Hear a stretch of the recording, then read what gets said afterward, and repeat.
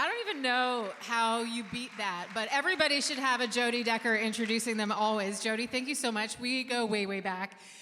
So as she made a point of telling you, my name is Tara Slone, and it really is a true pleasure to be here with you tonight. And not just because, you know, it's a nice feather in my cap as a broadcaster and as a musician, but this is a really special kind of evening because to be this up close and personal with a band, to talk about their process, you get to see them as people, and I think it's a really, really special thing. So we are, of course, celebrating the release of the Trews' 8th album, which comes out tomorrow, The Bloody Light.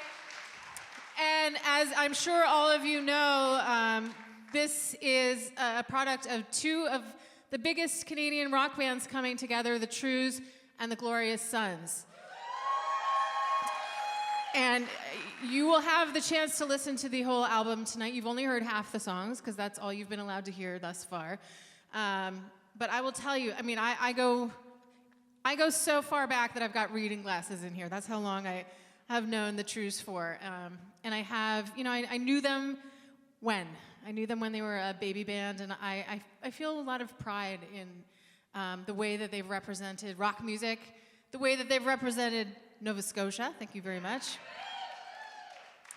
But for them to keep working at their craft the way they have, for them to keep churning out anthem after anthem after anthem with soul and authenticity and heartbreak and joy, it's truly a feat after all this time. So they are no longer the new kids on the block. So we're gonna have a conversation, we're gonna listen to some music, we're gonna hear some acoustic music, and it's just gonna be a little bit of a songwriter's circle kind of open jam sesh. What do you think? You good? So, all right, I'm gonna think about, well, so you know that Brett and Jay Emmons from the Glorious Sons produced this record. So you guys come take a seat real quick. Jay and Brett, come say hi, come wave to the people.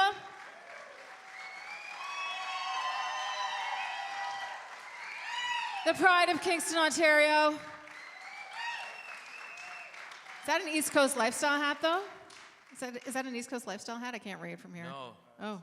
It's a Coast Guard hat. Oh, it's a Coast Guard hat. Okay.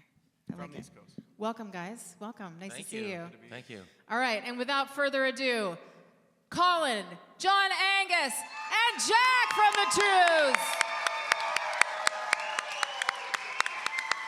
Welcome, boys. Thank you.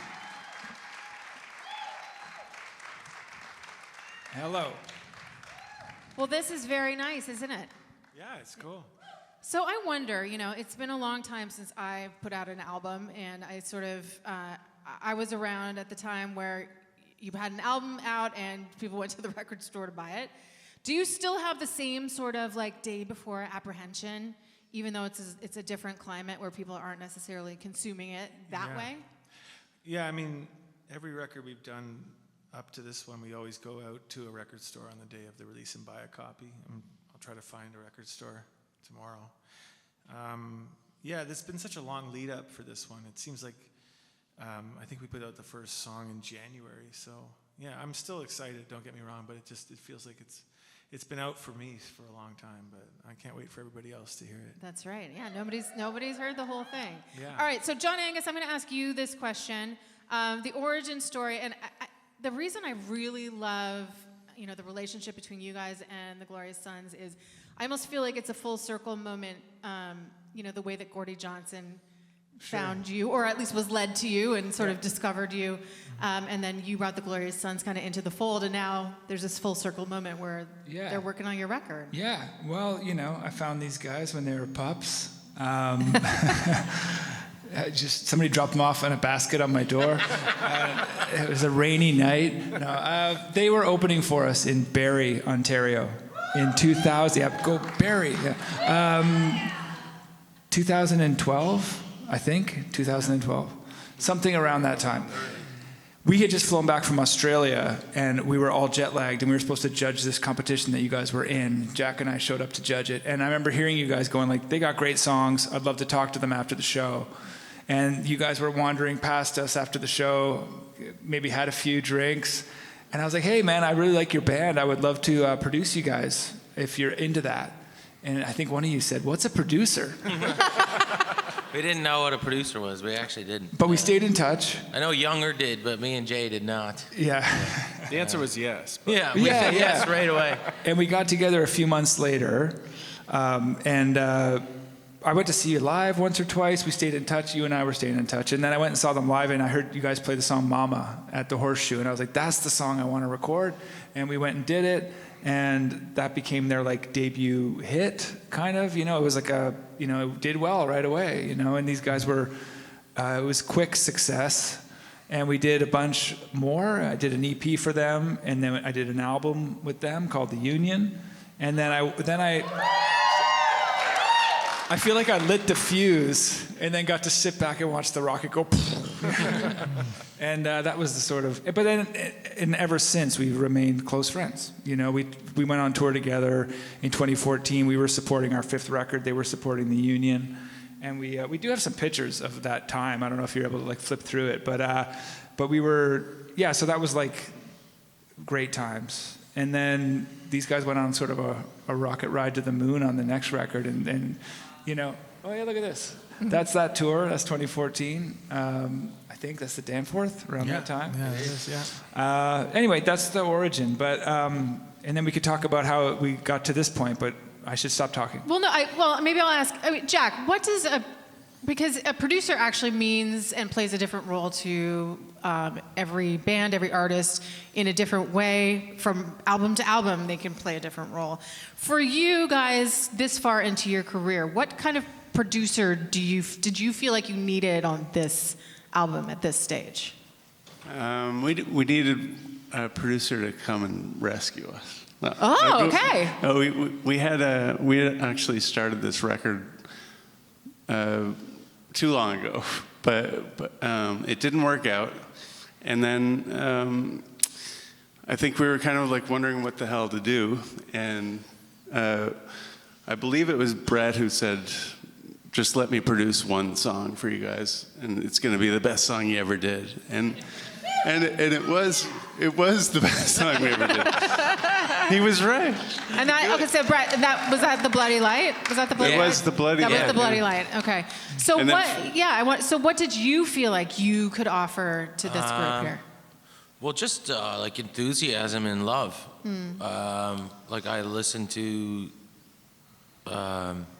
some of the demos John-Angus was showing me, and they'd been working with somebody that, you know, was great or whatever, but it didn't seem like he was present, and I could just kind of feel that, and I thought to myself, this isn't rocket science at all. Like, somebody just needs to come in and love the project and be present. And like, we're not professionals or anything, but I'll throw myself 100% into whatever I do, whatever I put my mind to. And I knew that would be enough, at least for us to make something that the boys loved and that we loved. So that's all. It's not that hard if you've been around music for a long time to know when something is special and know when something isn't, especially from an outsider. For a band, it's a lot harder when you've been making the music. But if you're listening to it from the outside perspective, I mean, it's not that hard. You just have to put yourself into it and keep yourself accountable and try to do the best for the people involved. Jay, what is this relationship and this project meant to you? It's been a lot. Like, I always say this, but these guys I've looked up to these guys since I was, 15 years old. Before I was in any good bands. Jay was a fanboy. Fanboy, yeah. I tried to be the roadie once after a show at Alehouse. They're like, yeah, we don't need any more drunk guys around here. We got plenty. So, to be in the situation to get to have John-Angus work on the record and then go on tour with the boys and then, be with Brett and actually help make a record was like, it's like a full circle moment for me, and kind of like, you got to pinch yourself every now and then and be like, Jesus Christ, I'm a pretty lucky guy to be involved with this project and to be even like walking in this circle, Jack, I'm going to pose this question to you just because you're flanked by two sets of brothers. And I mean, you guys have all spoken openly. I mean, you might as well be a brother at this point, but you guys have you've talked about how you manage friction and in different ways, and your relationship can kind of be a little bit electric at times. How do you help manage that situation? Does it feel like, or do you, or you just walk away? Alcohol. I just always play neutral, and anybody can come to me with anything, and I'll just agree with them. So that's the trick. That's the trick. It's like that scene on the Spinal Tap where Derek Smalls is Yes, I'm Derek oh Smalls. God, this is all we need. I read, and I don't know if it was Colin or John-Angus, saying that you felt really like these guys really pushed you. You were pushed lyrically, you were pushed musically. Yeah. Can you say just a little bit more about what that means? Yeah, just exactly that. Like it wasn't just, especially with Brett, he couldn't just say anything. It had to mean something, every word.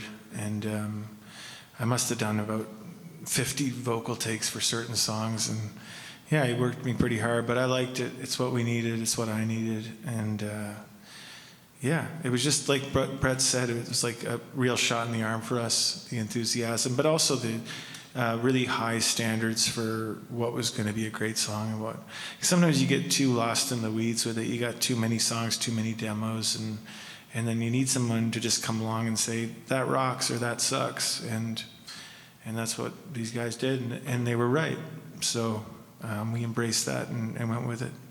It really does rock, and Yeah. you guys are gonna get to hear it, and get to hear it top to bottom, which is almost a lost art right now. I mean, if you're from, I'll say my generation, your generation, we grew up, sitting in front of the record player or the CD player and flipping through the liner notes and going from track to track to track. It's not necessarily how people make or consume music anymore. But I know that the sequencing of this album is meaningful to you. Yeah, I mean, I still love that. I think the songs sound good back to back. The way I don't even know who sequenced the record, but it's well done. Yeah, I didn't sequence it. I just enjoyed it. I'm the set list guy, but Yeah, to me, like yeah. certain songs only make sense. It's just like they make sense after each other for whatever reason, just like the way it flows. I think of it as a show. I try to think of it as a show. Yeah. Do you want to let the people hear? Do you want to let the people hear some music? Should we play something? I mean, yeah. We can play it. Yeah. What do you want to play? Well, I mean, so what do you want to do? Like, do you want to start by listening top to bottom, or do you want to? Oh, I don't think we're just gonna. Let's just chat song to song. We can kick it off by. kick it off then. playing You something. tell me what Okay. you want to start with. Sure. Okay, cool. What are you starting with? A song called Karolina. Ah. Okay, so tell me about. By the way, my very dear friend Susie McNeil sings backing vocals on this song. She does. She does. Yeah. So tell me about Karolina. Well, it's my girlfriend's name. That's what I was worried about. Yeah. Aww. Aww. Yeah, so she was upset that I didn't have enough songs written about her, so I'm just kidding. So I'm like, here, I'll just call this song.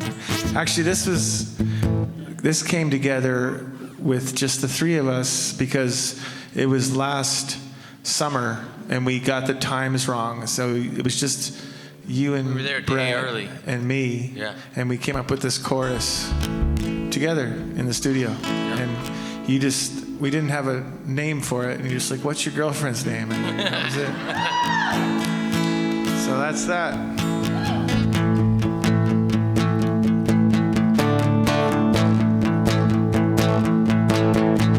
I still don't know what I did wrong, and I can't tell you it's taken so long, but I'm not coming back with a cigarette hanging out the side of my mouth and singing your song.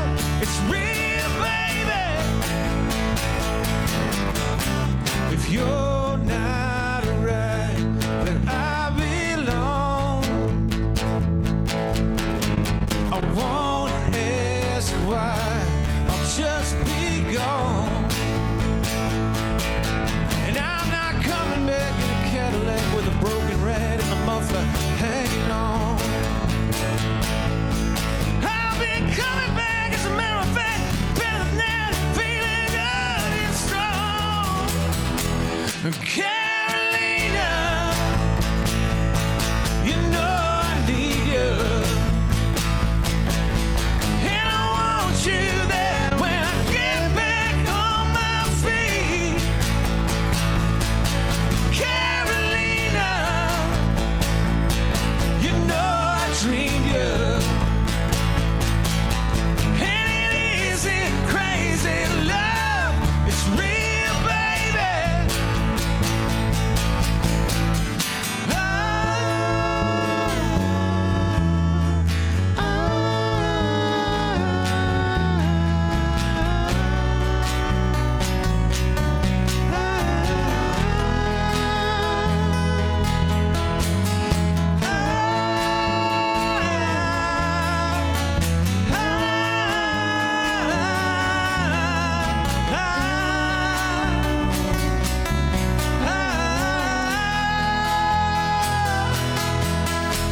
I still don't know what I did wrong. Karolina, you know I need you. And I want you there when I get back on my feet. Karolina, you know I see you. And it isn't crazy love, it's real, baby. No, it isn't crazy love, it's real, baby. Hold me, baby, me. I'm just calling to set you free, baby.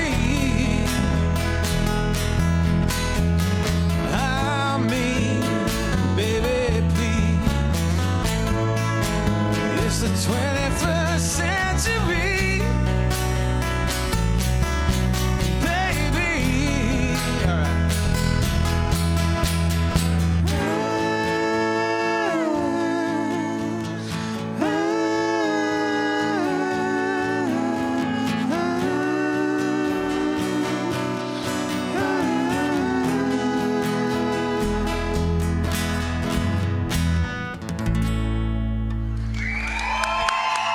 Thank you. See? Broke a string on the first song. How about that? See how hard he's going for you, people? He broke a string on the first song. It isn't crazy love, it's real, baby. Yeah. Spoken from somebody who's experienced crazy love. Yeah, that's always the kind of toxic one, so. You know what I mean? I do know what you mean. Yeah. You can't trust that. That was my favorite J.J. Wild. It's the rush you can't trust, right? That's the Right. lyric? Yeah, That's a good lyric. But you gotta go through it. You gotta go through Yeah, it. you do. It's interesting watching you guys watch them because I wonder if you have this sort of a different type of like kind of pride or ownership when you watch them play these songs. No, I was just watching John-Angus handle the strings. It was quite good. I couldn't do that myself, so it was quite impressive, but definitely pride. Thank you, Brett. Yeah. I'm glad you noticed. Yeah, I noticed, man. So where do you want to go from here, gentlemen? Sky's the limit. How are you guys all doing? Thanks for making the trip down. Feels kind of like a last-minute album celebration, but we're happy that you could make it and hang out with us for sure. So we're still getting over jet lag because we just got back from Latvia and we played for the NATO troops over in Latvia. Yeah, so kind of coasting on jet lag and love. Jet lag and love. Yeah. But do you guys want to? Yeah, you want to talk through the songs? Yeah. I don't think we're going to play them because it would just take too long. Okay. But we'll just See, talk the through them. Communication is key. Yeah. Well, I mean, let's start with The Bloody Light because that is, obviously, that's the title track. It's the first song you guys worked on together. It's sort of the gateway to the album, and it's a banger. Yeah. So, well, I mean, The Bloody Light, what's The Bloody Light? That was a Brett Brett Lime. And me and you were going back and forth on phone demos for a while. And you woke up with that idea, right? In the morning? Yeah, well, we were talking actually about, the really cool thing about that is that we were talking about things coming to you in your sleep, and then I woke up with the melody for the chorus in my head. So I sent it to Colin and John A, and then we started working on it. The Bloody Light is just the beckoning distance, your future, the thing that you're kind of, that you're begging for, that you're clawing at life for, and you know, maybe you're getting closer to it, maybe you're not, but chances are in this song you're not. But the redemption doesn't fall in, like, you know, I don't know, it's trying to be self-aware and understanding what's going on, I guess, throughout that. It's an awesome tune. And it was the song that we worked on first, and Yeah. we just, when we heard that, we were like, yeah, we should do some more. So that was the kickoff to the whole record, really. Yeah, and 12 And- songs later, there you Yeah, go. and then 12 songs later. And it kind of came together pretty quick. And I'm still really happy with it. Me too. Thanks for collaborating. So the next track is Karolina, which you just heard. Just played, yeah.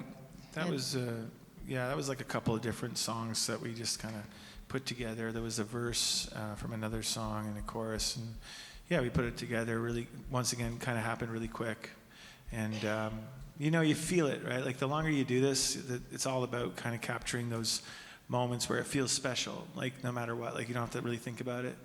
And I think that was pretty much with every song that we did on this record. We just felt really good about it and recorded it pretty quick, I think. Yeah, how long did it take you kind of top to bottom? We were just talking about this backstage. Like the Bloody Light we actually cut in the summer of 2023, and that was before we knew we were doing a full record. It was kind of like a one-off. And then we did a couple more one-offs. But then like 8 of the songs from the record we did this time last year, and in about 10 days. Does that sound right? It's like 10 days or 2 weeks in Hamilton? 2 weeks, probably. Yeah. So it was a pretty quick process, and we were feeling really good about the way the band was playing. Like we got a new drummer. We like a Spinal Tap amount of drummers. You guys are definitely on but that tip. Theo joined the band earlier that year, and we had like give it up for Theo. But we wanted to do it live off the floor, and we felt like the band was in good shape to do it that way. So we ended up doing like eight songs in like 10 days or so. How you doing, Steve? And that was the balance of the record. But yeah, that's all I can tell you about that. So Brett, the having a song occur to you like in a dream. How often have you woken up and like in the middle of the night, forced yourself awake, sang into like your tape recorder, and then you wake up and you listen to it and you're like, I don't know what that is. You're like, I wouldn't have woken up and done anything unless me and Colin were talking about it. I just thought it was like a gift. huh? Not very often. For me, like never. I'm usually just walking around in a dream state in my house, just trying to come up with shit on the spot all the time. But that was really unique because we'd been talking a week before about, and it wasn't a dream. It was before you open your eyes. I was like, I was humming it while I woke up. It wasn't a dream at all. I Wow. didn't hear it in a dream. I just came from somewhere between sleep and waking up or whatever. Like a download from the heavens. Yeah. But I've had that experience Yeah. where I'm like humming into my phone in a hotel, and I think it's brilliant. Yes. And then I check it like a few hours later. I'm like, what was I even trying to do? You know what I mean? Well, Like, Tony, my songwriting partner, is here, and I played him something. the other Yeah. day, and it was just like that. yeah, it's pretty common. Let's move to track 3's Ship of Fools. But, yeah. Yeah, it's that was when we wrote right before we got together with. Yeah, Brett so and we Jay. knew that Brett was coming in, Brett and Colin were coming in with this Bloody Light idea, and before the 3 of us got together to bring some brand new songs, and so we wrote Love or Pain and Ship of Fools basically the day before Yeah. we got together to show to them, because we wanted to bring like something brand new, basically. And we showed them to you guys, and we like pretty much on the same session, we worked those 2 up as well. Yeah. Which, you know, it's a funny song. What's that movie that we kind of based the lyrics on? It's called like, God, I should probably have done my own homework. something of disaster or triangle of sadness. Yeah. Or Oh, yeah. Oh, that's a is that what it's great called? movie. Triangle of Sadness. With the I Woody watched that Harrelson. movie the It's night such a before. weird, great film. The lyrics are based on that movie. Right. Yeah. Like, so it's about the out of control ship that like is rudderless and the captain's sick and like it's about to crash into an island, but nobody realizes it. So that was sort of the basis of the lyrics for that one. And is that sort of a metaphor for, the world? No, it's just a story. I mean, it's funny, we say Donnie in it, You do, eh? Yeah. There's only I'm just one going to leave Donnie. that out there, but like, You want to go to America soon, don't you? No, but this was in 2023, so we thought the future was bright. Well, we'll always have music. And that, I mean, Yes. not to wax poetic, but that's why nights like these are important. Yeah. Right? Yeah. Yeah. We'll always have music, right? We'll always have music. Enjoy. This one really resonated with me. One fine night, when you talk about, I like to call it like moments of ordinary magic, right? These Yeah. things that just like happen and they're like so fleeting but special and Yeah. life-changing. Is that kind of, did I capture it? Okay? That's exactly what Yeah. I was hoping people would get from that, for sure. So I'm happy to hear that. It's kind of got a dreamy kind of sound to it. And yeah, I'm glad that's what you think. I wish I had something better to say about that. I have something to say about it. Yeah, great. I think like by accident in the context, it kind of sounds like a murder song as well. All right. Yeah, okay, that's Now better we're than my talking. answer. Actually, Yeah. kinda- I wrote that about somebody It I sounds murdered. much darker than I'm just kidding. one fine night. It sounds way darker than that. Yeah, me and Brett committed Like a murder one night. sarcastically, Yeah, it's one fine night. I've never. That's wow. That's amazing. Yeah, don't tell anybody that story. Also, though, 100 people know. and I wondered, and Jay and Jack, you guys weigh in too, because I want you to. When people extrapolate their own meanings to songs, that's cool too, right? Like, That's the best part. That's Yeah. the best thing. I find. Oh, sorry. I know you asked. But yes, I did. I find like Allow me to speak lyrics for that. now are so overly explained. Like everything has to be so overly explained. Like literally assuming that the listener doesn't have an imagination whatsoever, right? And we all grew up on songwriters that, kind of respected the listener to like kind of come up with their own thing. But like every song, like on pop radio, it's like it's exactly okay. Yeah, I know exactly what this is and exactly what, but sometimes it's better to leave a little up to the imagination. And like Brett walked away thinking that was about murder. Right, and that's what led me to that question. Yeah. I was like, sure of it. Who would have thunk it, right? I thought it was about what you said, like it's about these life-changing moments. I mean, But he means like life in prison changing moments. So that's what's cool about songwriting. okay. I think you guys should play again. What's why your don't we guitar do situation? one We can do one fine night. Do you? Yeah, we'll do one. Now that you said that, it makes me want to play the song more. Play it then. Yeah. You're gonna do One Fine Night? Yeah. All right. See, anything can Alex, is this happen. guitar working now? Just turn it up a little bit for me if you don't mind. Sorry, Jack, go. Jack hates when I interrupt it. Hates when I interrupt the bass intros. Oh yeah. Oh yeah, it He is. needs his own time.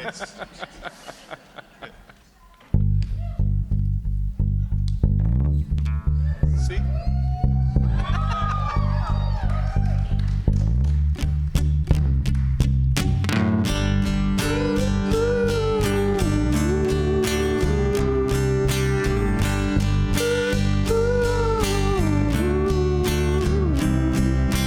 Follow me through endless pine. Look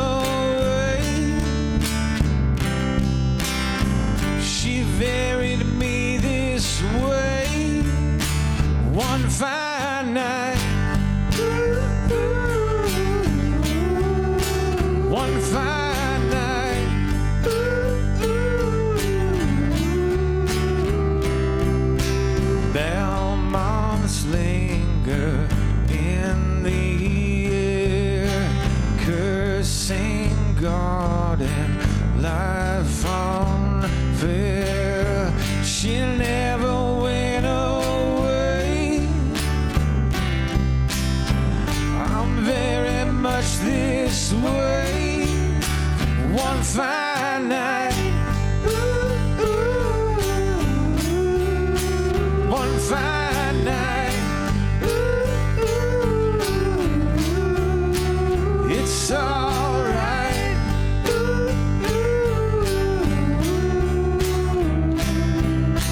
One fine night, she and I,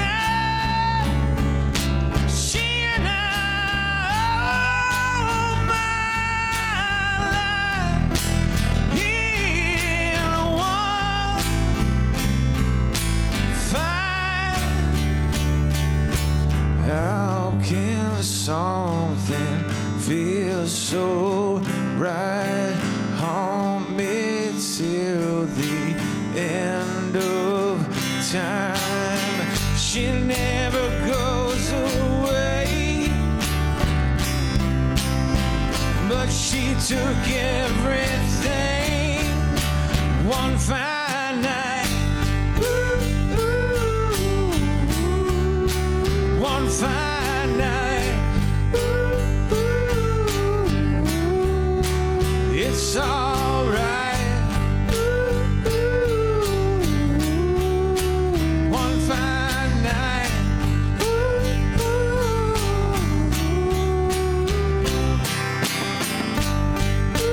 it's alright.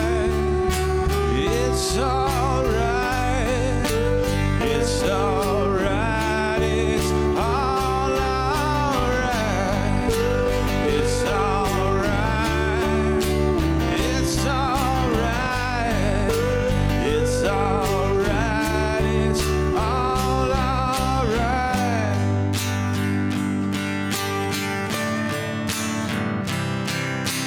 One fine night.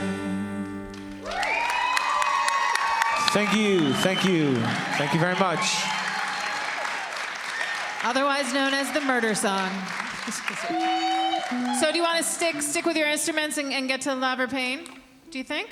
We can do that. Do you want to? We can do both. Yeah, we can talk about it. We can sing it. Well, we should talk. What Let's would talk you about What it. would you prefer? What do you guys want? Well, Both? yeah. Okay, so this relates to what you and I kind of referred to before, because you talked about, a healthy love versus the toxic love that sometimes we are drawn to. So this is kind of that. Yeah, and I mean, once again, this is one of those songs that I wrote called Love and Pain, and then Brett was like, no, it should be Or Pain, and that was better. So it changed the whole trajectory of the song, right? Ah. I don't remember that, but Yeah. Is your mic on? I can't hear you. hello. Hi. Okay. Here I am. He's just- Sorry, Okay, I can hear you. Chilling. just acting like that You're just acting like that? 50-year-old guy in the All back. right. But yeah, this was, I think this is a really kind of special song. It just kind of feels like it came out of nowhere. We were just sitting around. How did it come about? Same as the Ship of Fools Day. It was just, we spent like 4 hours at your apartment trying to bring something for these guys that was like fresh. And we just did 2 songs in an afternoon and then punched them up with you guys. And the recording is really good. And I got to give it up for Steve, the engineer, Steve Kirsten. Yes. He's a remarkably talented engineer and a handsome young man. Yes. But he got some great tones, and we were working at a studio called River 16 in Oakville, and it was like a bit of a makeshift, like working at the Millennium Falcon or something like that, but like just held together by chewing gum and dental floss or something. But he got some great tones out of the place, and I listen to it to this day, and I think it really holds up. So good job, Steve. Yeah. You guys. When I was saying that Jay and I aren't professionals, the only reason that allows us to be able to come in and do what we do and produce a band is because of Steve. So But I think that you guys have all that you need. Like, you know what I mean? Like, it's really, I mean, Steve is an incredible technician, but like you need the instincts. There's so many producers that are just twisting knobs and making sounds, and that's great and fine, but unless you have the idea in that kind of kick-ass thing, like, you know what I mean? Yeah. So you guys did that, and Steve too, but Steve can clean it up, because that was like... Steve's favorite thing to do is, you sure you want to do that? Yeah. He's your second mind. When, He guides us kind of with bumpers. We started this record with a bunch of different producers, and like by the time we got to you guys, it was a little bit of a malaise had settled in with us. We were just kind of like, okay, how long? Like if we, you know what I mean? Like we needed something, you know? Yeah. And I remember when you guys started dancing around for I was doing vocals. I didn't see this, but I saw the video of it, and you guys were like dancing in the studio. I'm like, okay, and I think you had your shirts off too. So I was like, okay, I think this is gonna be fun. Like it feels like the right thing to do, and it wasn't like all like. I remember because it's just music, and it's supposed to be fun, and you're supposed to take your shirt off to it. I was filming that, and it was downtown again. Right. We were doing the vocals. And I thought that was like a spontaneous dance party broke out while we were supposed to be listening to you sing. Yeah, and I thought that was great. Like that's what I thought was really cool, you know, because I felt like I was actually hitting it because they were actually physically reacting to it and stripping. I'm not saying that as a pervy thing. It's like it was just those guys. It was also very hot in there. It was like I think the air conditioner was broke. Deeply pervy. What's that?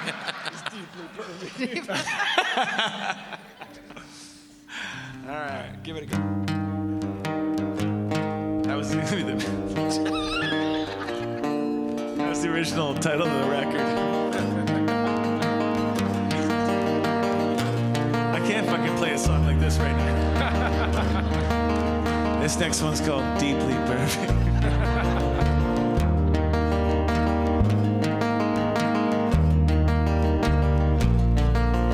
Is my shame haunting us like some old flame that won't burn up? You remind me of someone now I can't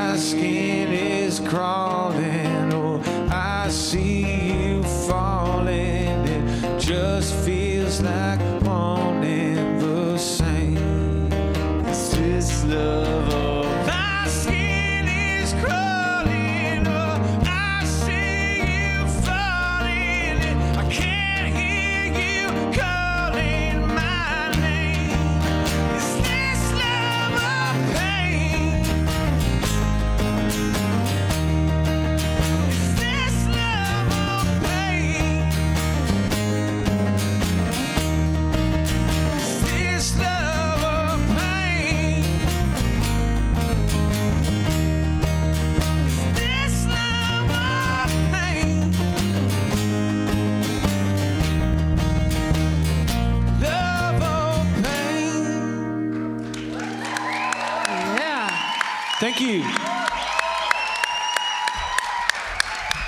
Do you write a lot in 3/4 or 6/8? Because I mean, there's just something so soothing about that lilt, right? Yeah. In when you're in I that agree. time signature. I don't know if that was it conscious to do that? I mean, I don't know. It just the song lent itself to that, but that's the sort of waltz rhythm. There's Right. something kind of like lullaby Yeah, 1, about it. 2, 3, yeah, 1, exactly. 2, And it's, I don't know. It's not necessarily East Coast, but I feel like there's some of Yeah. that in it, you know. But yeah, I don't think we set out to write a song like that. Just lent itself to it. Yeah, it's a nice tune, man. Really nice. So moving along in the record, which you're going to be able to listen to in its entirety tomorrow, or does it come out at midnight? Is that how they do it? Midnight, yeah. It's very soon. So manifest. Fake it till you make it, baby. Yeah, that, Kind of? that's kind of the vibe. I mean, that was one of the songs that really got better when these guys. I mean, these guys did a really good job of really getting all of the songs down to their essential components. They really trimmed the fat and made it sound really rockin'. And I think it was you, Jay, that came in with the idea of making it kind of like Helter Skelter. Yeah. Like that kind of like descending, like building up the tension. And then the big, which I thought was really great. And it kind of became a big rock song after that. I can't exactly remember where the demo started out, but it was kind of like flat, and it kind of Yes. like, it was linear, and I was like, I wonder what it'd be like, and it had that riff, the and the Helter Skelter kind of vibe came to me, and I was like, I wonder what would happen if the boys tried this out, and literally like kind of just said that, and you guys are like, oh, like this? Yeah. And Theo's just Yeah. on the drums, and Oh, Yeah. the Beatles. You know. Oh yeah, I'm on it. yeah, and you know, Yeah, but big that- Beatles fans over here. And all of a sudden it was like, oh yeah, exactly like that. Yeah. So- And it was a great idea. And I mean, we could execute it, but we didn't. That song was floating around for a while for us, and we just couldn't. It kind of was destined to be like a B-side, if that's even a thing anymore. But I thought it became really kind of one of the best tracks after you guys, kicked our asses a bit and made us, bring it up to a new level, which I thought was really cool. Yeah, it's one of those songs that's like, I guess it was like written at, a lot of the songs were written in between like, the pandemics and everything. And I think it was just about, all you have sometimes is just your dream that something better can happen along the way, even if it's not happening. So, yeah, it's our Don't Stop Believing. Very nice. And I love the idea of just like sometimes the song's there, you just need like this one thing, like Yeah. that one suggestion. Oh, and we like, everything like falls into place. yeah, and we were like doing the opposite with that song. It was just, it was becoming, and then at one point it was like a spaghetti western kind of slow. I'm like, what are we doing? But yeah, that's what those guys are. I mean, great producers, great band, really good instincts. Yeah. They still really know what's really great, and I think it reminded us of that too. Like doing it. Not to sound like the grizzled old veterans that we are, but sometimes you lose track of that. Like we were talking earlier about the Doors, because we just listened to this like interview with Billy Corgan and Robbie Krieger from the Doors, and I liked it because Robbie Krieger's an interesting character. Like he wrote a lot of great Doors songs, but he's not like the most verbose guy in the world, right? So it's like really slow, and but we started to get into like. He started to say, the Doors records that we made after Jim died are actually pretty good. And we're like, yeah, and then John-Angus went and listened to them. He goes, they are really good. But I remember being a kid and thinking like, that sucks. Like, and that seems so obvious to young ears. Like, that's such a bad idea to have the Doors without Jim Morrison. And I think I was probably right, and as musicians, we can start to see really good things and things that, because we're just so in the weeds about them. And then it's really good to be like, no, man, don't do that because it's a bad idea or something, So I think these guys brought that to the table. Not to say that we were as bad as a Doors record without Jim Morrison. No, but, yeah. But you know what I mean? Like, No, it was But so you know- easy to produce, you guys, like for Manifest. yeah. That was just plug in and play. Like, Yeah, but it's... how many times do you get to do that nowadays? Yeah, but That it's doesn't about the happen right as way much. of doing that, right? Like, or I don't know, even me describing it's kind Well, of you proving know- my point that I'm trying to get away from. But like, it just felt like, yeah, that's gonna rock. Let's do that. That rocks. That rules. We're in the business of this sucks or this is awesome. That's pretty much it, right? Yeah. I will say, just watching you guys play together when we were in Hamilton, just in a room, the songs sounded just as good basically then, without a little bit of more juice on them, than they will when people hear them tomorrow. Yeah. And that's not something, it's not really normal for a lot of bands, to be honest. Yeah. It doesn't happen like that all the time. Well, So, I also love that we did everything live off the floor. I mean, there was it's fucking we pretty sick. much did everything live off the floor. Yeah.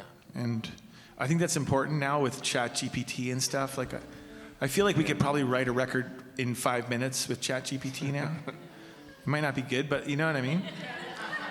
It's more about being a real rock and roll band. Yeah, just and- being like and actually sounding like the guys in the room. being Yeah. like, everyone we looked up to and playing your instruments, Yeah. not running a million tracks in every show, like singing your parts. Yeah. Yeah. It's Bare bones. It's real, real Yeah. rock and roll. Yeah. Yeah. And I think it's what your bands have in common, right? You guys are like, you guys are rock bands. Yeah. And there's something so like there's good bands and then there's great bands, and then great bands are kind of terrible sometimes and then great. Like I remember seeing the Rolling Stones in 2013 in Montreal at the Bell Center, and it was started off as the worst show I've ever seen by anybody. Like it was like after school substitute teachers band, like old ones, and I was like, what the fuck, man, this is so bad. And like it was so slow, and Mick was awesome, and he was trying to pull the band along with him, and I was like, oh no. And it's a guy fronting a really bad band in like this really exaggerated way, and then and then 6 songs in, they went into their Doom and Gloom, like it was their newer single, and then the whole heavens, or I don't know, hell, whatever, opened up, and it was the greatest thing, like chills everywhere, and you're like just alive and on fire. It's like, it's incredible. And the rest of the show was the best thing I've ever seen in my life. And I know there's like those great bands like that where it kind of veers on that, like it could all fall apart, and then it gets into this special place. And not that I think you guys are like what I said about the Stones earlier, but you guys have that though. I remember seeing you guys back in the day, and all of a sudden it'd be like, kind of like, I'm like, I'm not quite sure what's going on. And then all of a sudden, but then it would just get really like electric, like kind of like lightning. And that's really special. So congratulations. I think they love each other, all of them, which is super nice. Okay, would you like to play Manifest for us? If you guys want to hear songs. John-Angus needs a refill. You good? All right. You want a love that'll change your heart. You want your time back right from the start. You want to eat your cake, you want to have it too. You want to be somebody else, I want to be like you. You can't change the past, no crystal ball, no defying gravity, you can't know it all. I do know this, you're the only one who can burn my clouds away and bring back the song.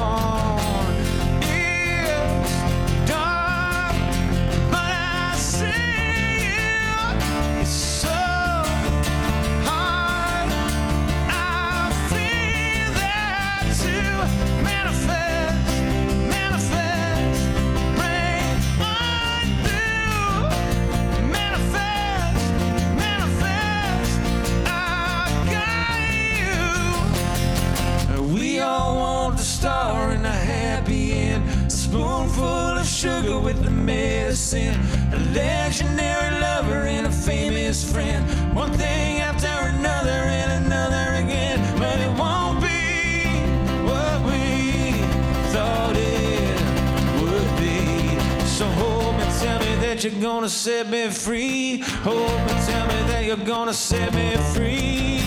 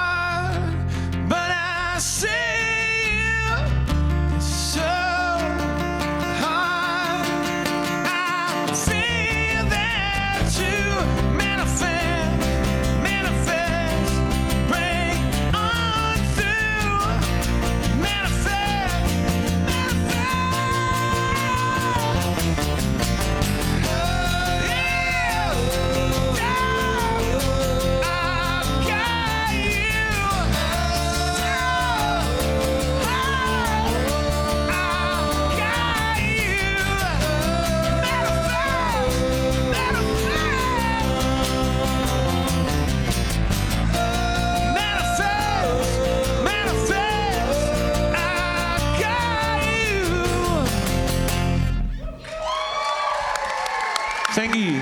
Yes. So when I was talking to John-Angus, asking, trying to get some background, he suggested that I listen to this very long podcast. If you're a music fan, you might know this guy named Joel Martin. He does these really in-depth. So I listened to the whole thing. Oh, God. And I learned about you that you warm down, which is such a vocally responsible thing to do. You don't just warm up, you warm down. Yeah, I mean, because the way I sing and I push pretty hard, Yeah. I have to.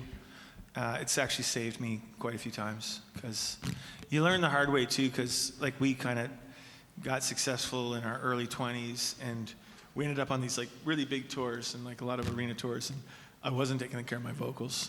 And the nightmare of playing in front of 20,000 Robert Plant fans or Nickelback fans or anybody like that, and not having a voice is like a nightmare. Yeah. So I kind of scared myself into, if I'm going to be doing this, I'm going to have to take care of my voice. Your voice is your instrument. Kids, if you're going to sing, Yeah. warm up and warm down. Yeah, but the only problem is all of my stories of all of our rock and roll days have been just those guys' stories, because I've been at the hotel trying to get sleep, and I got to sing for the next, you know what I mean? All my stories are just, oh yeah, that was the night that Jack stayed up till 4 in the morning. And did all kinds of, or 4 in the afternoon. Yeah. And I was I watched a movie and drank a tea and fell asleep. We had, these guys played on Rogers Hometown Hockey in Glace Bay. Wait, I don't know what year that was. 2018. 2018. That was my birthday. That was around this time of year. Right. I turned, my birthday was at midnight. Because I remember we did a bunch of shots. It was Ron McLean, and there was some arm wrestling going on. Jack challenged Ron McLean to an arm wrestle. There were. We should put that picture up there. There's a picture of shirtless Ron McLean. There were shirtless push-ups. I think some tarps came off. Yeah. There's something about our band that makes guys want to take their shirts off. It's true. But I think famous men. But I think Ron won. Did Ron win? Ron is strong. Very strong. You won? He let him win. Oh, you let him win. I felt bad. He had his shirt off. I was He's strong. Yeah. I was like, come on. Yeah. But yes. And our guitar tech was like, kill him, Jack. And I was like, no. I can't. He's a Canadian treasure. I was like, oh, you got me.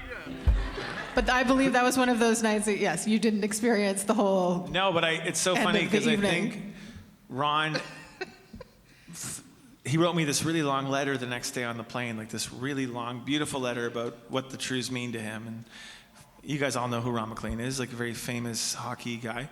And he just thought I was John-Angus, because he broed down with John-Angus till 6 in the morning, drunk. And I'm like, this is really lovely, Ron, but I think he got the wrong guy. I don't know what the fuck you're talking about.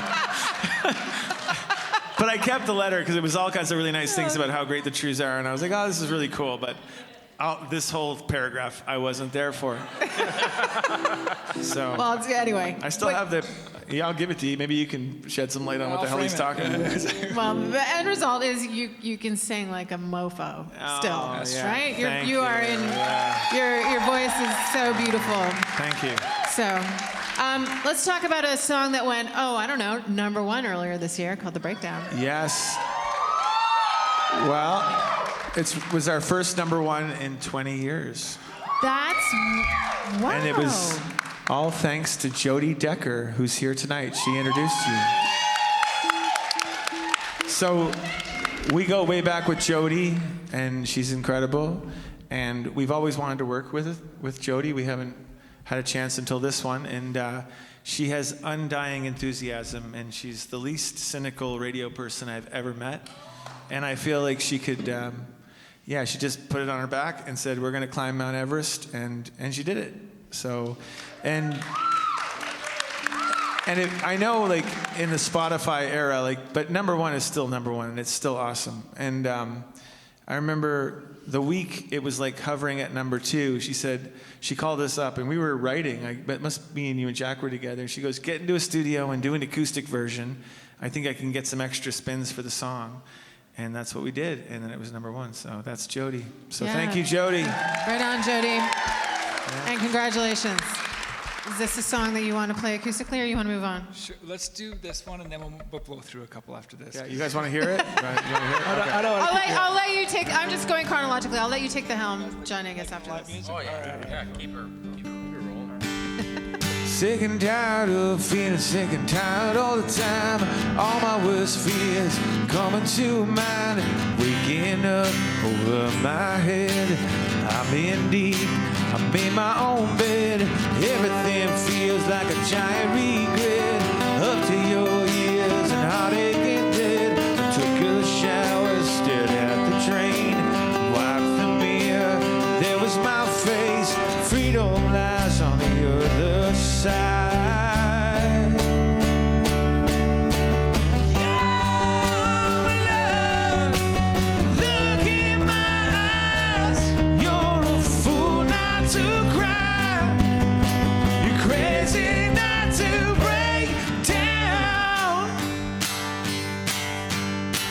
Dabbled in vain and I got my heart broke. I talked a good game, but I must have misspoke. Silver Lake took its toll. My shiny things, they all got old. But freedom lies on the other side. Freedom lies on the other side. When you break your dreams and you lose your mind. Yeah.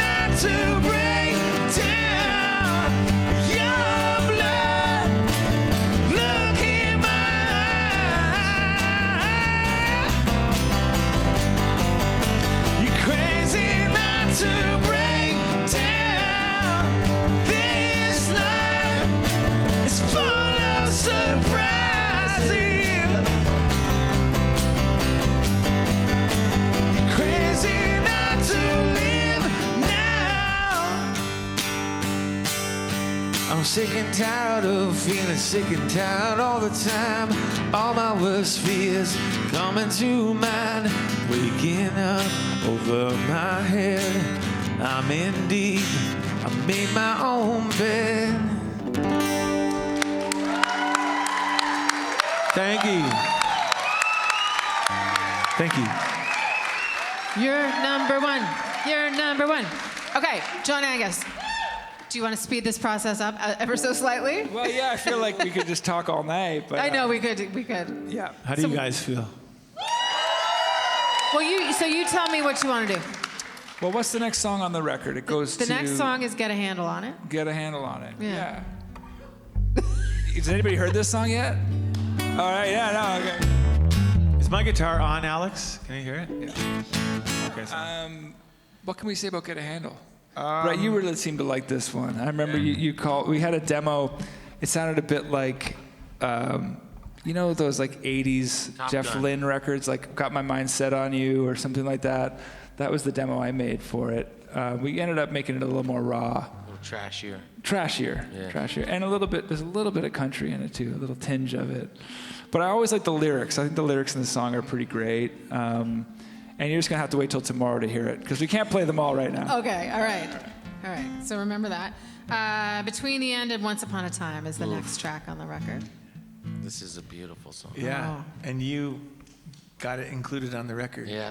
This is one of my favorite songs. So this is a song I wrote at the beginning of the pandemic, but I didn't want to say that as the descriptor because I think people are kind of over the pandemic. I mean, you guys all remember the pandemic, right?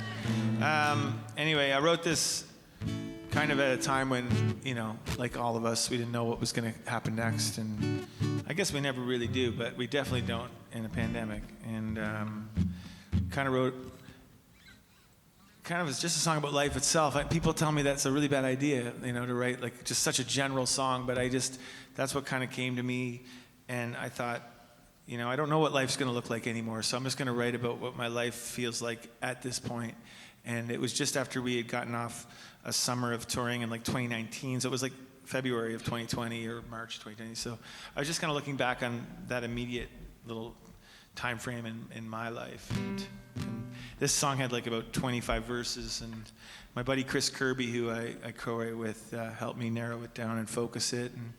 And we never really found a home for it. I think there was a couple of different, I was just going to have this, it was kind of just a solo type thing. And then Brett was like, no, that's got to go on the record.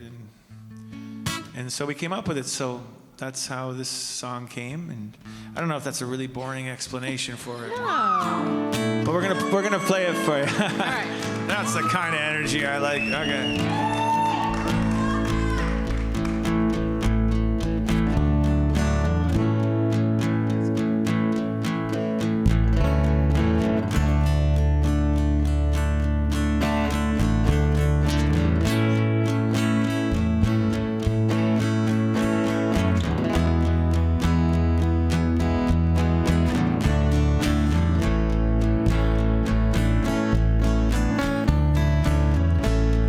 The waiting and the anticipation.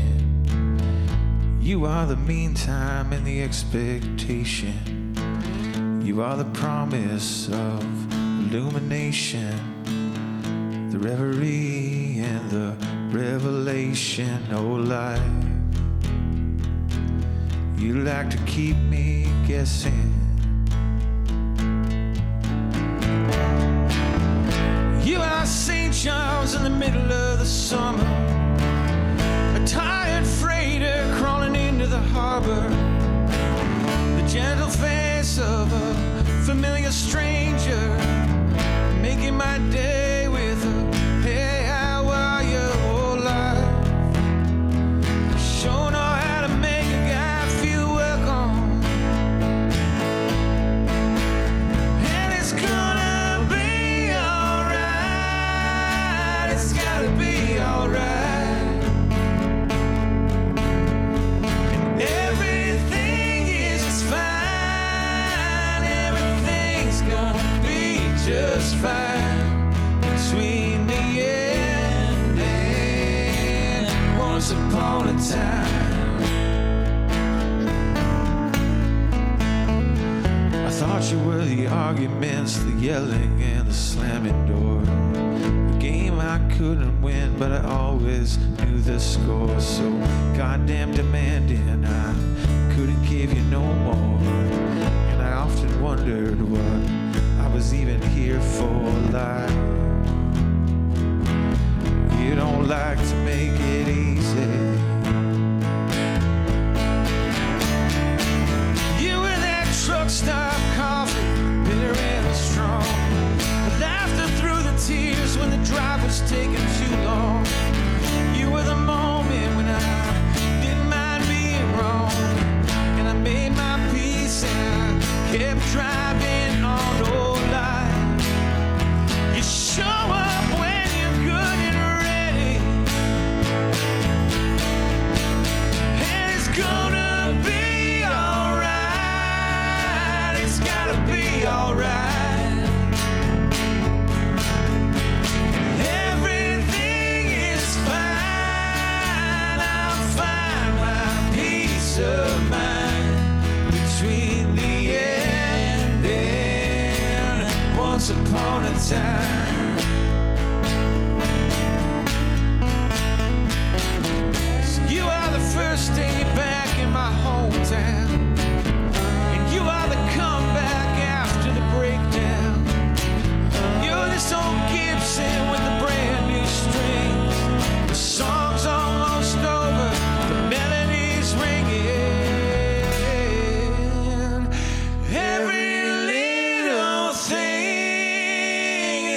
gonna be alright.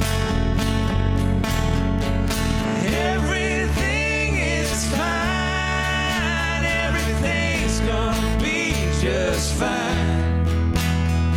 It's gonna be alright. It's gonna be alright. Everything is fine. I'll find my peace of mind between the end and once upon a time.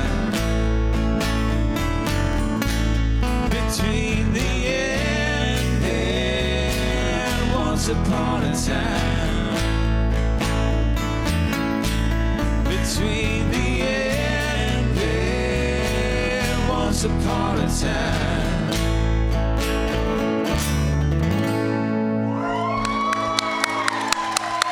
Thank you. Beautiful. Beautiful. So, gents, what are we saying? Got 3 more tunes on the album that we haven't discussed. Let's talk about those tunes. All right. Yeah. And then maybe we can take some questions from some of Yeah. these folks Okay. if they got So any. we'll get through these. Downtown again. It's the next one on the album. Another one that you kind of socially engineered. You brought a bunch of things together. I like a bunch this of one. different pieces and parts. And, yeah. Well, there's always this thing where I don't know if you guys do this too, but we, particularly Colin, we overwrite. We write more than we need or write more than we ever use. Like you have a ton of songs at all times cooking, and we end up using like maybe 20% of them, that turn into songs, and there's all these other fragments lying around. Yeah. So this song was nothing like this ended up. When you No. first played this for me, it was like, It was just the chorus. it was the chorus. Well, you're the one who spotted that the chorus was good. Yeah, and then the verse was like a crazy, adventurous, like Beatle-y kind of thing, One of from what I remember. The verse ended up becoming the pre-chorus. Yeah. This town isn't big enough. Right. And it was kind of lame And as a who's verse. still? Yeah. Yeah. Like it was very like Beatle-y. but- Yeah. But Yeah, the Beatles, like, lame. it had a really good nugget in it, and you pointed that out. You spotted the really good bit, and then we put another song, like stitched another song to it. And this is a very useful tool if you're a songwriter and have a lot of But songs. that's the method to my madness. Like I wish I was the guy that was like, I just did mushrooms and walked around, and I wish I had. I don't think I have that. So I'm much more neurotic and more just worker bee about it. Like I just write every day, and that's why there's always fragments around. I mean, it's not because I saw a divine vision from. I mean, I wish I did. I wish I could just hang out. I'm always envious of those stories where, guys laid around and then this beautiful, brilliant song came fully formed. I'm more of I have to work at it. So I just always have. I just feel. I guess I'm compulsive and a bit compelled to do it. So there's always little bits we can pick up, but without having these guys around it to really flesh it out and make it something special. I don't think many of them would get off the ground. So. Well, you need a parts department though too, right? Yeah. So you got to start with something. But yeah, So if this is Canadian Tire, what would my thing be? parts. No, but you're the No, parts. I'm department. parts. I thought you guys are the. You guys I don't know you're what we the are. assembly line. Okay. I'm probably the cashier. What's You're Jack? the money, Colin. Yeah. You're the Canadian Tire money, baby. Yeah, I'm the Canadian Tire money. Yeah, your money, Canadian Tire money. Yeah, that's good. All right. All right. So track 11. Don't get lost in the dark. Yeah, this was the one that Jay kind of. It was another demo that we had, and whoever decided to put it in full time, it was awesome. Yeah, my demo sounded like Coldplay or Yeah. something. Like it was Yeah. very mellow. Yeah, It was like Jay. pulled back and slowed down. Yeah. And, yeah, I and kinda whoever had this the idea to. U2 like. Yeah. Yeah. Yeah. Yeah, this song itself always spoke to me like right from the demo version, and you guys were kind of like a little wishy-washy on it. They were into it. I wasn't into it. Oh, you actually. weren't Yeah, I was the guy that was fucking everything up. But there was a lot of songs Like that, because of the tempo, it just wasn't the right thing. No, I was just like scared or something. I was just scared. Yeah. Yeah. I thought it was another murder ballad. Not another but I think it murder worked. ballad, boys. Yeah. But when we straightened out the groove, it was good. Yeah. Well, yeah, we had moved on from it. Like this was one of those songs that I moved on from it. I was like, oh, that's in the last 6 months folder or whatever. Let's just go to something new. But again, the benefits of having like a sober second thought or sober-ish, is that they can go, hey, pump the brakes. There's something good about this. Like you don't gotta like roll over it right away. I mean, it's one of the ones we didn't really have to like touch the lyrics on. Yeah. Like everything was there. It was just First vocal take. It was a scratch vocal that Steve ended up using for the record. Was that what it was? Wow. It was a scratch vocal, yeah. Excellent. Yeah. That's impressive. Yeah, cool. I didn't Well- know. I can never tell because there was some takes where I was doing more vocal takes than I've ever done in my life, like forever. Sorry. Did that make you? Did you get annoyed at any point where you're like, No, stop? I gotta Brett stop. was a phenomenal vocal. He's a phenomenal vocalist, so he was a phenomenal vocal producer. Like I can't stand when producers like, can you make it more Purple. like they'll just do a thing. I'm like, I don't even know what the heck that means. Can I tell a funny Brett recording story? Yeah. So, the first time I met these guys, the first time we worked together in a studio, we were at a little home studio situation in Newmarket, and I wasn't sure what I was getting into. You know, these guys' first time in the studio, and it took a minute to get the track together, and then I sent Brett out to do his vocals. And I was like, oh, the level is way low. I was just listening to his performance. The level is way low. And it's because he was headbanging as he sang the track, like off mic. He's like, you take me places, mom. You have to sing in front of the mic. I'd never done that before. But the passion was so there. Like, you were rocking the fuck out in the vocal booth. And I was like, oh, there it is. You know, yeah. I think you did 3 takes of that. Really? I'm being honest. I think you did 3 takes of that, and then that was the song. But you were headbanging all the while. It's amazing we got anything at all. You round out the record with Endless Weekend. How do you know it's the last track? How do you know it's your closer? We kind of hummed and hawed about leaving it on the record at all. It's a very fun song. I'll champion the song. We actually had a little internal debate about whether it should go on or not, because it's a little bit silly. But rock and roll needs to be a little bit silly sometimes. Yeah. You know, like I agree. I don't know. You know, like Paul Simon was going to leave "Call Me Al" off of Graceland because he thought it was stupid. Can you know what I believe mean? that? And like, you Yeah. don't really. Sometimes something speaks to people on another level, another plane, and it's a fun song. And you know what? By the end of it, I'm usually smiling when I listen to it. You guys are, go home and listen to it at midnight, and then you let us know what you think. Almost 2 hours and 4 minutes. Do we want to take some audience questions? I think that's a great idea. Yeah. Anybody Don't got a be question? shy. You don't need a microphone. No, I don't think. Unless you want it for video. Do you want it? Yeah, go for it.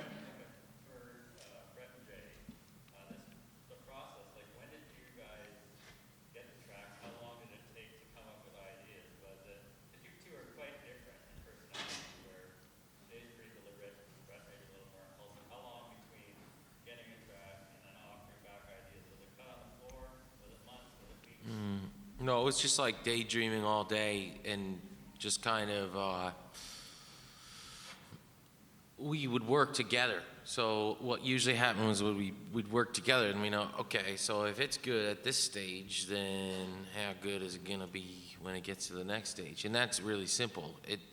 As long as you're not deliberately trying to be a superstar, or me trying to be a superstar, I know they're going to make it better. So you just kind of daydream, okay, what world does this song fit into? And then they kind of do their thing, and you just kind of slightly lead it toward that as you go, I guess. It's not really like, there's no like, for me, I don't know what to call it. There was not a lot of back and forth. There's just a lot of thinking about it and doing when we were together. And I think, like, from a timeline perspective, like, from the time I sent a folder to these guys, I sent a folder with like 30 or 40 demos in it, and you guys had that for a couple of weeks or maybe a month, Yeah. To mull it over. Yeah. And then once we got back together, so again, what Brett's saying, you're just like sort of trying to absorb the material and like imagine how you can make it better. And that's how I do it with other bands that I produce too. Is like I just sort of live with it and like, again, you just try to imagine how you can improve it or what needs to be improved. You have like a North Star that you're trying to get to, but you don't, it's not really, you're never going to get to that place. Like, you're going to wind up over here somewhere, or over here, and hopefully if it's the right place, what you're going to get over here is maybe even better. You know what I'm saying? Does that make sense? Good question. Thank you. Okay, I saw somebody over here, but I guess second row. You, yes. Hello. Question for any of you, really. I'm just curious about the process. If you enjoy writing as a group, you kind of answered this tonight already, bouncing things off each other, parts to part, etc. Or if there's a bonus to writing a song on your own, and if there's an emotional attachment more if it's written on your own. Yeah, I mean, yeah, I think for us it always gets better when we kind of collaborate with people that we trust, and I think it. Yeah, I don't know how to answer that, because I just feel like I've written a lot of songs on my own, and then I bring them to guys like John-Angus and Jack or Brett and Jay, and they always get so much better. So just, if they don't get better, then we just don't work on them, and they just kind of stay little songs or whatever, or big songs in waiting. But we get a lot out of collaboration, especially having been doing it for so long. It's really just about shaking it up and keeping it exciting, and that usually comes with working with people, for us. Yeah. What do you think about that? Do you think songs always get better when, what do you guys think? Is it 100% always gets better? Or No way. No. No, because it can't always get better. No. It's just like a numbers game, right? So like when you get four personalities around something, if it's going to get better, it's going to get better, and it will get better. But I think probably Colin probably has a much better time letting go than I do of, for me, it kind of like, I keep these songs around forever, like, and try to find like another place for them somewhere down the road. I never leave them. Anything good, I think, just stays for like, if it's 20 years, I'll remember it. Yeah. But yeah, they're just different processes for sure. Yeah, and it can be frustrating too, because you can have something that is really cool, and not everybody's always right about changing things, but usually in that case, it just gets let go by the band, and then it's just your song on the side. Or It just becomes like this like thing that's other in the thing. back of your mind. Yeah, It's just clutter. exactly. Yeah. That's one of my least favorite things on the planet. Yeah, it kind of drives you kind of crazy. Yeah.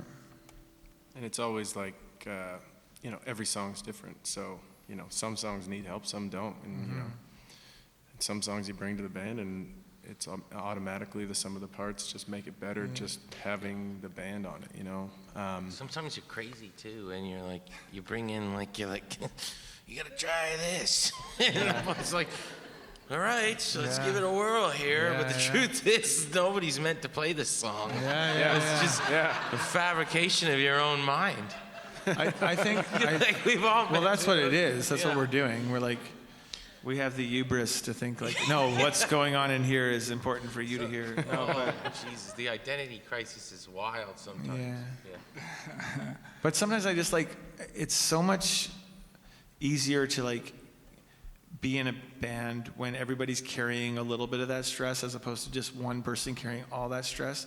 And if you're doing it for the long run, and you're a band like us that have been around forever, it's kind of, it takes a little bit of a pressure off too. Like everybody's kind of as invested as I am, especially with Jack and John-Angus. Like it's like we're all kind of like, well, it's your fault too, or yeah, we get, or we share in it doing well, or people liking it, and that's kind of, I think we got that from the Tragically Hip. Like they always kind of let everybody kind of all carried it together, and I think it's been like a saving grace, because if it was just all one guy, that's a lot to deal with. And yeah. So. A couple questions over here. First, I have a comment. You talked about the pandemic and that it's all over, but it's still in the minds of so many of us. And I just want to say, particularly Colin, you kept us looking on our phones every Friday night, and for that, I thank you from the bottom of my heart. Yeah. Thank you. I think it was as healthy for him as for everybody. It's really wonderful to hear. Thank you so much. I'm glad you liked it. Yeah. All of you or any of you, what keeps you inspired? I mean, we've had so many checks. We've had so many life goals already checked off. Bruce Springsteen,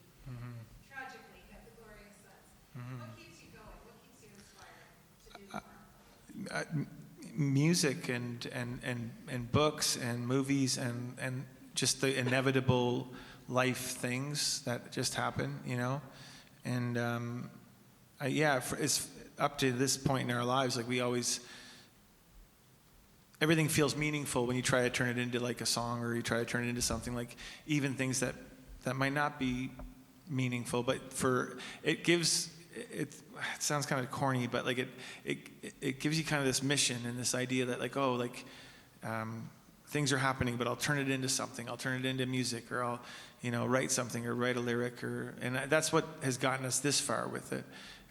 As we get older, it's harder to hold on to that, but I think that's ultimately the driving force behind it, is the idea that you can make your life a little bit better. You can take a hard time and turn it into something like a song, and that's a good thing, because there's so little that we have control of in life, and it's nice to have this thing, which is just a dream, it's just like this idea that we can do it, and we can sing, and we can play music, and it's just a nice thing to hold on to because life gets hard, it gets really complicated and weird, and it's just nice to have music. So that's what's kept me doing it.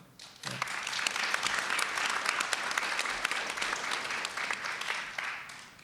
I don't know. Yes, you.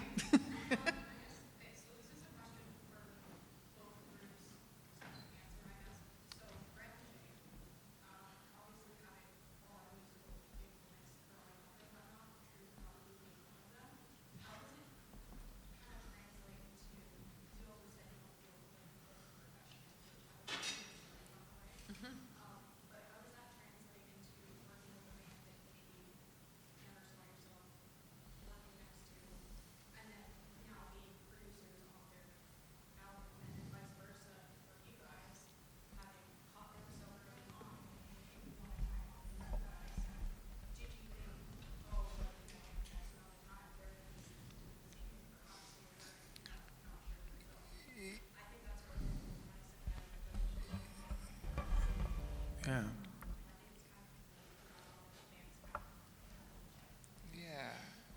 Do you guys want to answer that first, or want me to go?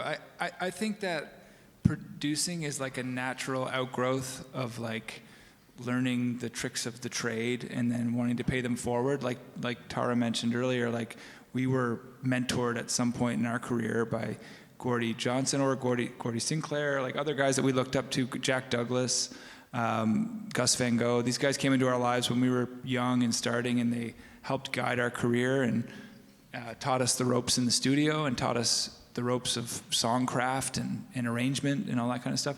And then at a certain point, you look around and go, well, I know how to do this. And you see a band that, it's like got all the potential in the world, all the nuts and bolts of a great band, and they just need a little guidance and getting their ideas on the page, basically into people's ears. I can't speak to like how you guys feel about watching us in the early days. I do know because Ace Frehley recently passed away. Didn't you fly to Vegas to watch us open for Ace Frehley? Yeah, I was there. So long before we knew Jay, he flew himself to Las Vegas and watched us open for Ace Frehley back in 2008 or something. Yep, true story. I was there in some form. Yeah, it was fun. But to answer your question, it's kind of like you get the opportunity to work with a band, and you obviously want to insert yourself in that and make it as good as it possibly can be. And I think Brett and I, as big Trews fans and musicians, like we're just like, I think we can help here, and I think we can collaborate and make something great. And that was just kind of how it started. It's just like, and you bet on yourselves, and it turned out great. Yeah. Did that answer the question? Okay, great. Awesome. We'll take a couple more. Does that make sense to you? Yeah, I see two hands. Okay. Colin, when you're writing a song and you come across a killer line like "I'm not coming back in a Cadillac," do you make that fit into a song, or does the song kind of build around? Well, that lyric was done by me and Brett both, because I had the first one about not coming back with a cigarette hanging out my mouth, and then I had another one that wasn't quite, and Brett got really into the idea of like, a Cadillac and a broken rad and the muffler I hanging love on. the thought of the car like falling apart. Yeah. I wanted that to So be that the was image. during that writing session. So When you came up with it, I was Yeah. just like, it should be like a fucking car falling apart, dude. like it's funny because like I think we so many good things that sound like they just came from one person can sometimes just be an energy and a collaboration, and it's great, you know. And if it comes out and it's really good, it kind of doesn't matter anymore who, you know what I mean? Like it just becomes the line. So But I mean, I think what you're asking, and it's like, it does happen where like, you know, we want to say this, we want to have this be the lyric. Like sometimes you get stuck on a phrase, we're writing for like a month on end, and he's trying to get the same phrase into like 5 different songs. Because he's like, I love this line, I want to say this thing. I wish I could think of a very specific example, but I can't. And but like that sometimes happens. And then sometimes you come up with the lyric and you're like, I know how the melody has to go. Other times you've been humming a melody for months and you literally need somebody to come over and help you find words for it. You know what I mean? Like, so like both are important and both can be inspired. But it's like, it's never one or the other specifically. You know what I mean? I find that mostly like it has to kind of start with the melody, and then like the phonetics will lead you somewhere where the lyric will start to appear. And So there you have it. I saw one over there.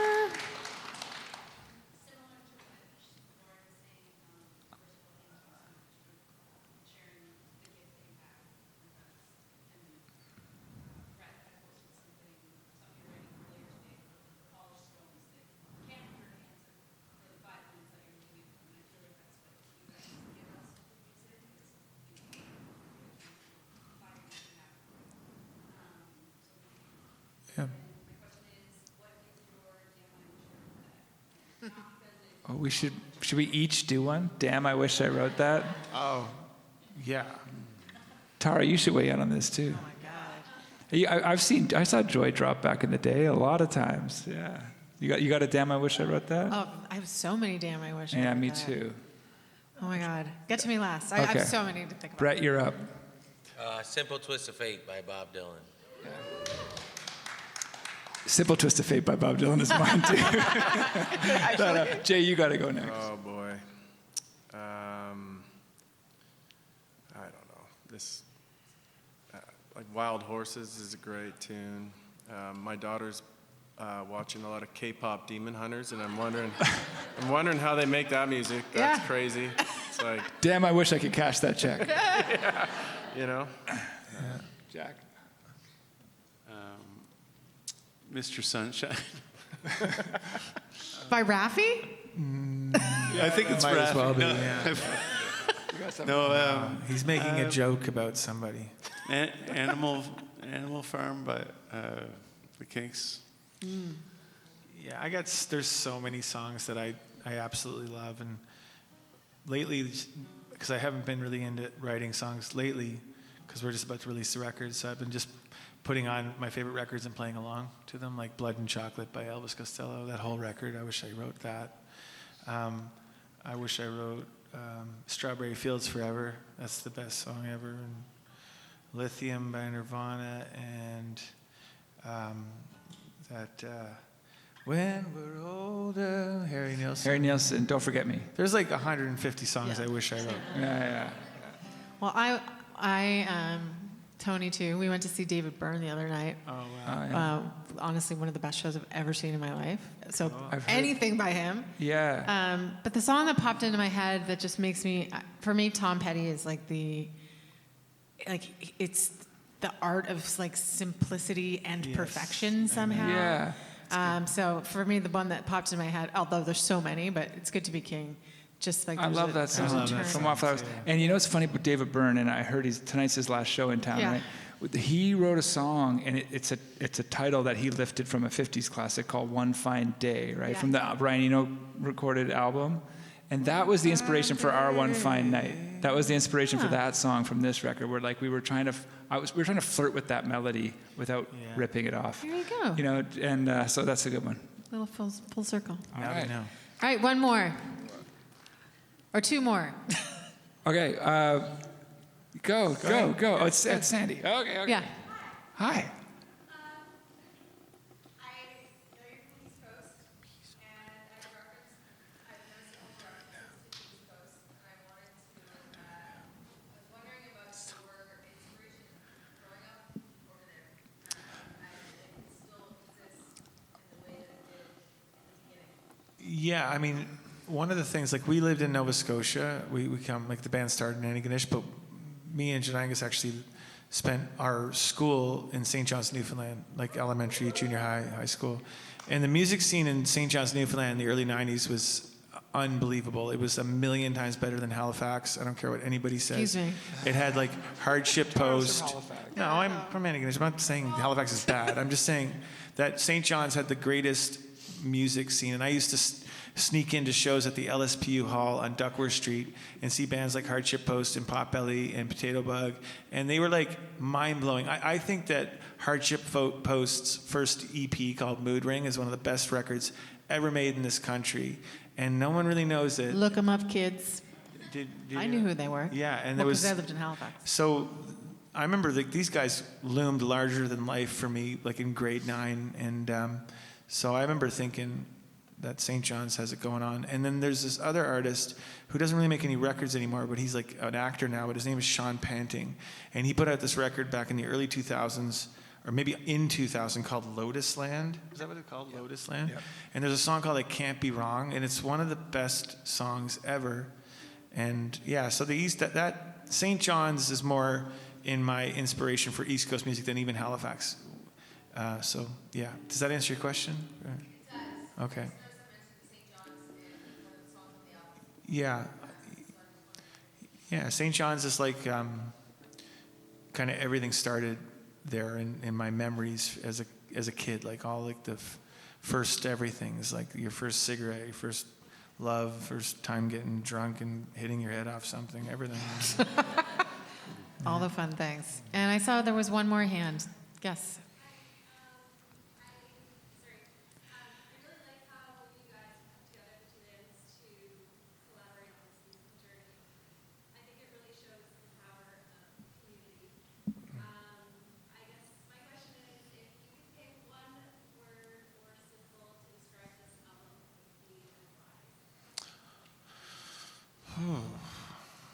One word. Haven't we just spoken like 3,000 words? Maybe that's what we have to do is distill it. Yeah, but that's what we need to do. Yeah, no, maybe this is That's the problem this is with the closer. the marketing of our band. We can't bring it down to one word. Nude. Nude. Pervy. Nude? Murder. Nude. That's what I thought you said. No, it's not that. Brother? Yeah, what's the, I don't know. Like, I think what you said about the community, I really think that's true. I think it's like, you don't get to these kind of things without like making it about something bigger than yourself and making it about the project you're working on together. And everybody being on kind of a wavelength that's like, exciting and inspiring, and it makes the work go quick. And that's what we got with these guys. And and I think we made a pretty good record, and so I don't know the one word for it, but love. We gotta try it. No. Murder. Yeah. Murder. We gotta try something. We got to try. Try. Is it brotherhood? Aww. It's not quite that. Sisterhood. Yeah. See, this is the process. We're gotta wait to see what Brett's gonna okay. Are you thinking on it, Brett? Are you waiting? I'm just thinking, yeah. Yeah, I can tell. Yeah. Trying to summon the feeling of working in the studio. I don't know what that is in one word. Because it wasn't like a big celebration, right? Like it was like very fun, but it was hard to. Yeah. Yeah. What's the word for that, Brett? I feel like this is really boring for Yeah. There's probably like a German word, how this German words are all Schadenfreude. these composites of like 8 words put together. Yeah. I'm drawing a blank. You've bested us. Play another song. Yeah, we'll go out on a song. Yeah. You guys want to hear one last song? And Yes. We'll wrap it up. Okay. What you gonna play? Do you want to do Downtown again? Sure. Downtown again.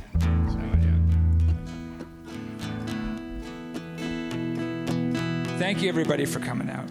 Really. Thank you to Tara Slone for hosting. We go way back with Tara. Thank you to this young man and this young man, Brett and Jay Emmons, Steve Kirsten, Danny Goldberg, and Maggie from the office management, Cadence, Everybody all from the Cadence, folks at thank you Cadence for have done putting out- accomplice. Yeah. And Devin and Jeff and Ian and Graham and Rich.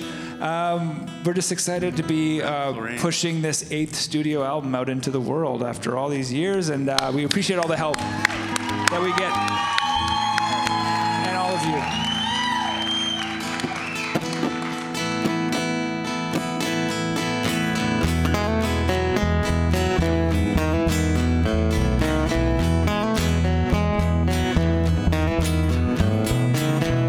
Hey Marie, are you up? I get lonely as hell. I get drunk and I call.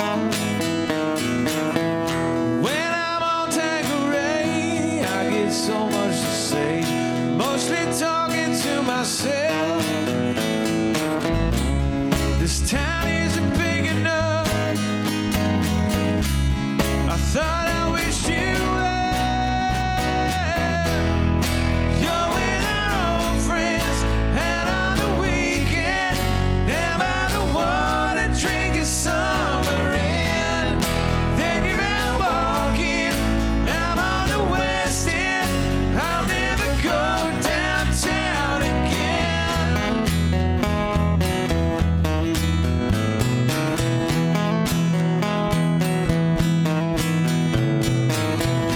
In this old empty house, when I'm all by myself, I forget that it's been years. I get high on the past, yeah, I'm making it last, but I always end up here. The hardest thing about breaking up, all the stories that we tell. You're with our old friends, out on the weekend, down by the water, drinking summer in. Then you're out walking, now on the west end. I'll never go downtown again. You're off in the distance, gone in an instant. There at the end, in the beginning. You're everywhere I am. Oh, there's no winning.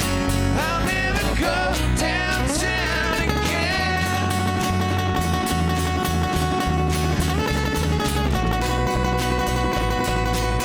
Downtown again.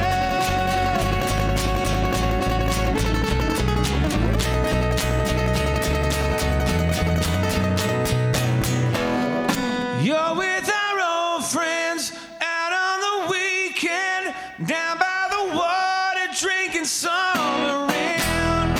Then you're out walking, I'm on the west end.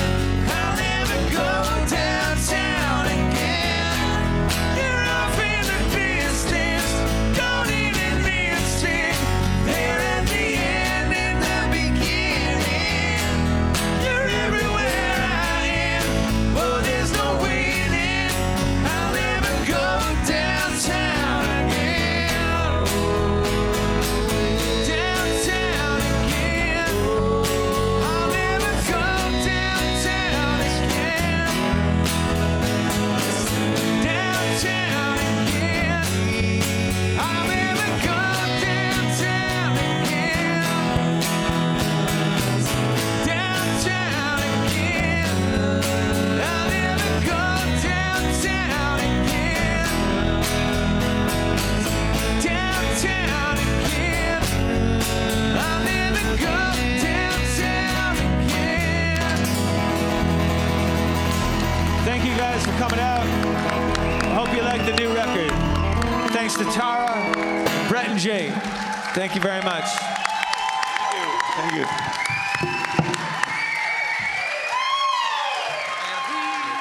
going to come say hi over there.